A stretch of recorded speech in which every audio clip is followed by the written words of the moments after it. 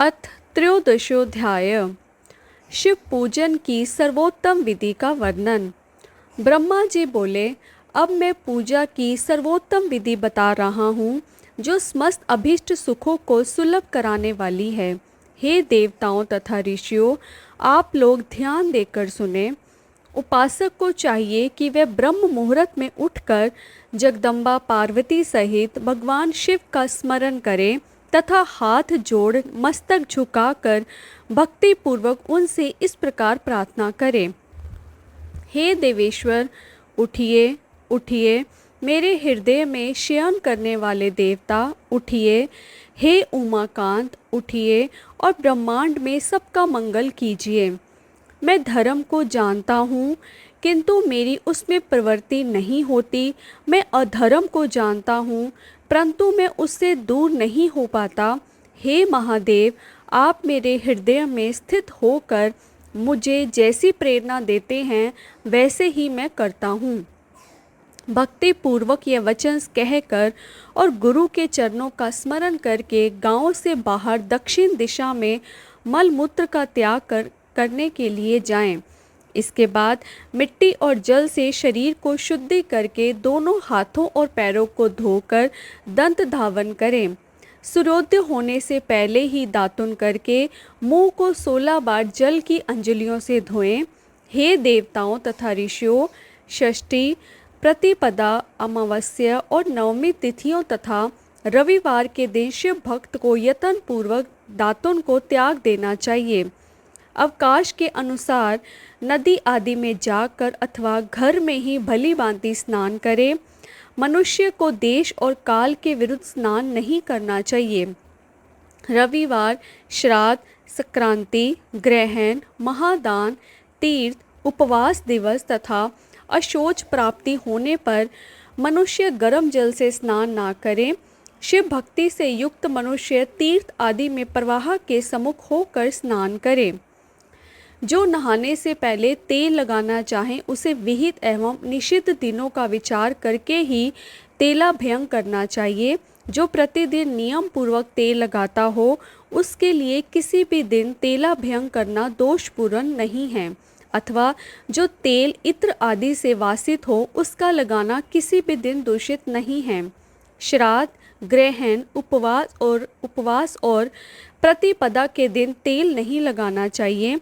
सरसों का तेल ग्रहण को छोड़कर किसी भी दिन दूषित नहीं होता। इस तरह देश काल का विचार करके ही विधि पूर्वक स्नान करें। स्नान के समय अपने मुख को उत्तर तथा पूर्व की ओर रखना चाहिए। उच्छिष्ट वस्त्र धारण करके स्नान कभी ना करें। शुद्ध वस्त्र धारण करके इष्ट देव का स्मरण करते हुए स्नान करना चाहिए। जिस वस्त्र को दूसरों ने धारण किया हो तथा जिसे स्वयं रात में धारण किया गया हो उससे तभी स्नान किया जा सकता है जब उसे धो लिया गया हो। इसके पश्चात देवताओं, ऋषियों तथा पितरों को तृप्ति देने वाला तर्पण करना चाहिए। उसके बाद धुला हुआ वस्त्र पहने और आचमन करें। हे श्रेष्ठ द्विजों, तदनंतर गोबर आदि से लीप पोत कर स्वच्छ किए हुए शुद्ध स्थान में जाकर वहाँ सुंदर आसन की व्यवस्था करें। वह आसन विशुद्ध काष्ठ का बना हुआ, पूरा फैला हुआ तथा चित्र में होना चाहिए। ऐसा आसन संपूर्ण अभीष्ट फलों को देने वाला है। उसके ऊपर बिछाने के लिए यथा योग्य मृग चर्म आदि ग्रहण करें। शुद्ध बुद्धि वाला पुरुष उस आसन पर बैठकर भस्म से त्रिपुंड लगाएं। त्रिपुंड से जप, तप तथा दान सफल होते हैं। भस्म के अभाव में त्रिपुंड का साधन जल आदि बताया गया है। इस तरह त्रिपुंड करके मनुष्य रुद्राक्ष धारण करे और अपने संध्योपासना आदि नित्य कर्म का संपादन करके पुनः शिव की आराधना करें। तत्पश्चात 3 बार मंत्र पूर्वक आचमन करें अथवा गंगा बिंदु ऐसा उच्चारण करते हुए 1 बार आचमन करें।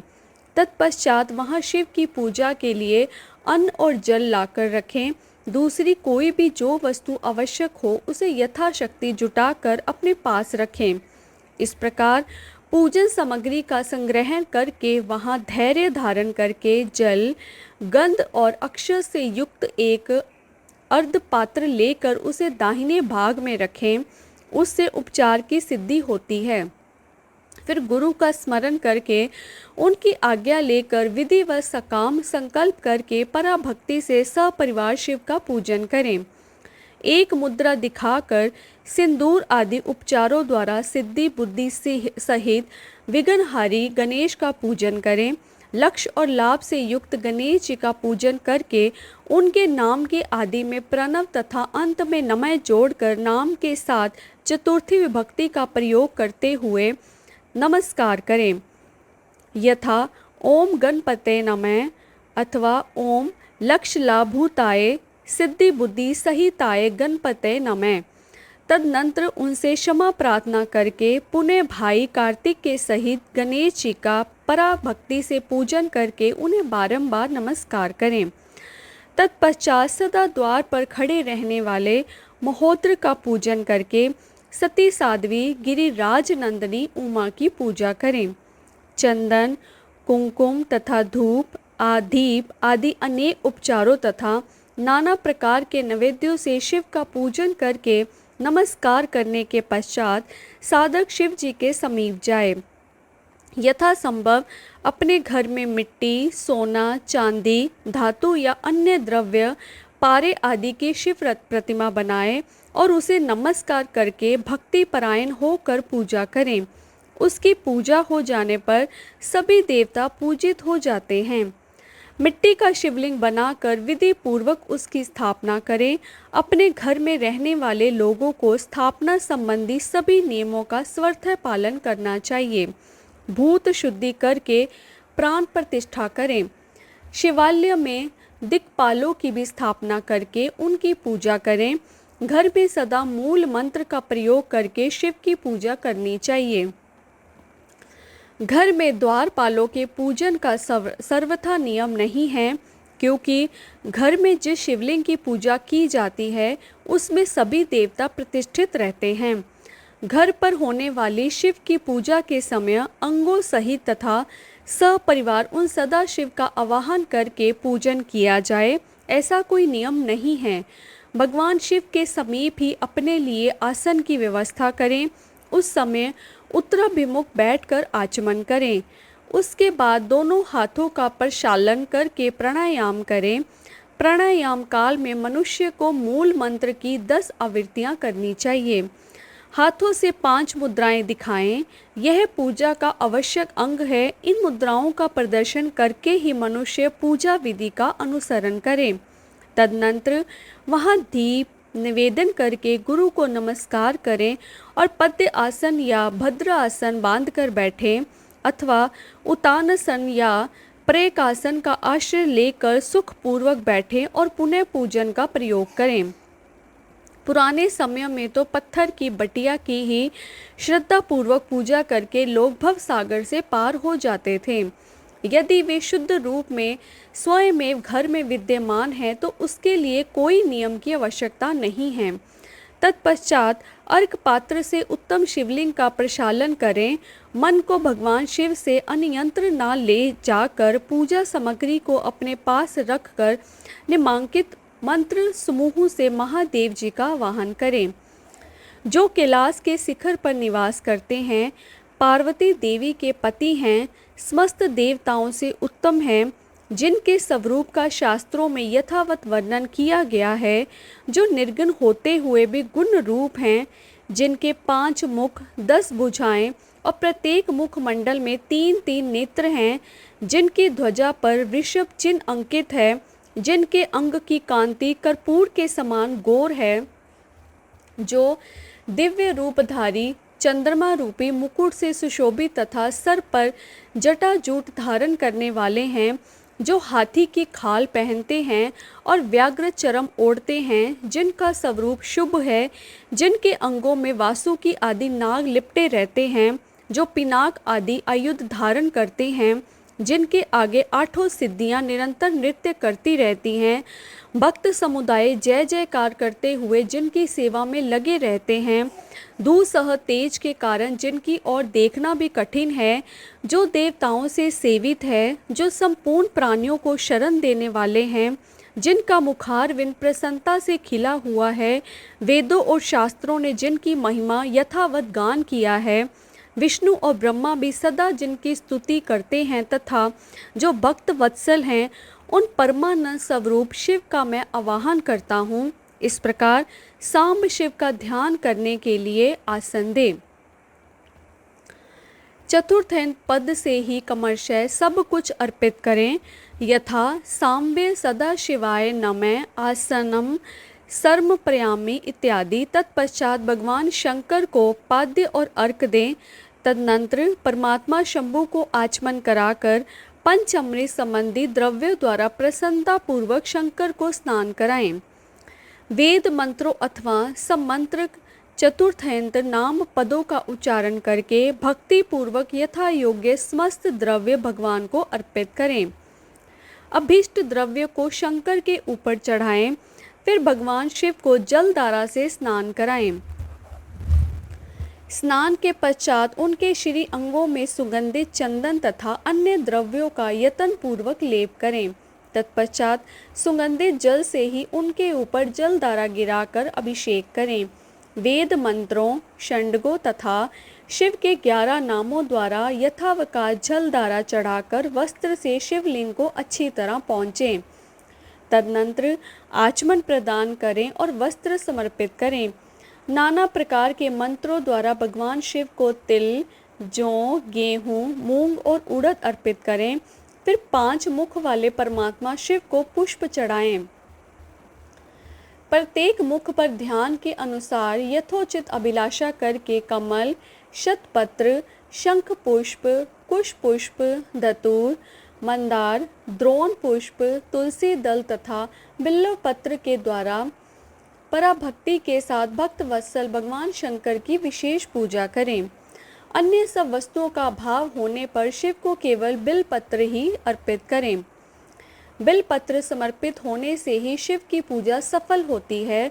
तत्पश्चात सुगंधित चूर्ण तथा सुवासित उत्तम तेल, इत्र आदि विविध वस्तुएं बड़े हर्ष के साथ भगवान शिव को अर्पित करें। तदनंतर प्रसन्नता पूर्वक गूगल और अगुड़ आदि से धूप निवेदित करें। तदनंतर शंकर जी को धृतपूर्ण दीपक दें। इसके बाद निम्न मंत्र से भक्ति पूर्वक पुनः अर्घ दें और भक्ति भाव से वस्त्र द्वारा उनके मुख का मार्जन करें। हे शंकर, आपको नमस्कार है। आप इस अर्घ को स्वीकार करके मुझे रूप दीजिए, यश दीजिए, सुख दीजिए तथा भोग और मोक्ष का फल प्रदान कीजिए। इसके बाद भगवान शिव को भांति भांति के उत्तम नैवेद्य अर्पित करें। इसके पश्चात प्रेम पूर्वक शीघ्र आचमन कराएं। तदनंतर सांगोपांग तांबुल बनाकर शिव को समर्पित करें। इसके अंतर 5 बत्ती की आरती बनाकर भगवान को दिखाएं। पैरों में 4 बार, नाभि मंडल के सामने 2 बार, मुख के समक्ष 1 बार तथा संपूर्ण अंगों में 7 बार आरती दिखाएं। तत्पश्चात यथोक्त ध्यान करके मंत्र का उच्चारण करें। बुद्धिमान मनुष्य को गुरु के द्वारा बताए गए नियम के अनुसार ही मंत्र का जप करना चाहिए, अथवा अपने ज्ञान के अनुसार जितनी संख्या में हो सके उतनी संख्या में ही मंत्रों का विधिवत उच्चारण करें। प्रेम पूर्वक नाना प्रकार के स्तोत्रों से वृषभ ध्वज शंकर की स्तुति करें। तत्पश्चात धीरे धीरे शिव की परिक्रमा करें। इसके बाद भक्त पुरुष साष्टांग प्रणाम करें और शिव की प्रसन्नता के लिए उन परमेश्वर शंकर को इस मंत्र से भक्ति पूर्वक पुष्पांजलि दें। हे शंकर, मैंने अज्ञान से या जानबूझकर जो जो पूजन आदि किया है वह आपकी कृपा से सफल हो। हे मृड, मैं आपका हूँ, मेरे प्राण सदा आप में लगे हुए हैं, मेरा चित्त सदा आपका ही चिंतन करता है। ऐसा जानकर हे गौरीनाथ, हे भूतनाथ, आप मुझ पर प्रसन्न होइए। हे प्रभु, धरती पर जिनके पैर लड़खड़ा जाते हैं उनके लिए भूमि ही सहारा है। उसी प्रकार जिन्होंने आपके प्रति अपराध किए हैं उनके लिए भी आप ही शरणदाता हैं। इस प्रकार बहुविध प्रार्थना करके उत्तम विधि से पुष्पांजलि अर्पित करने के पश्चात पुनः भगवान को बार बार नमस्कार करें। तत्पश्चात यह बोलकर विसर्जन करना चाहिए, हे देवेश, हे प्रभु, अब आप परिवार सहित अपने स्थान को जाएं। नाथ, जब पूजा का समय हो तब पुनः आप आदर पूर्वक पधारें। इस प्रकार भक्त वत्सल शंकर की बारंबार प्रार्थना करके उनका विसर्जन करें और उस जल को अपने हृदय में लगाएं तथा मस्तक पर चढ़ाएं। हे ऋषियों, इस तरह मैंने शिव पूजन की सारी विधि बता दी जो भोग और मोक्ष को देने वाली है। अब आप लोग और क्या सुनना चाहते हैं? अति श्री शिव महापुराणे द्वितीयायां रुद्र संहितायां प्रथम खंडे सृष्टुपाख्याने शिव पूजन वर्णनम नाम त्रयोदशोध्याय। इस प्रकार श्री शिव महापुराण के अंतर्गत द्वितीय रुद्र संहिता के प्रथम सृष्टि खंड में सृष्टि उपाख्यान में शिव पूजन वर्णन नाम 13वां अध्याय पूर्ण हुआ। हर हर महादेव।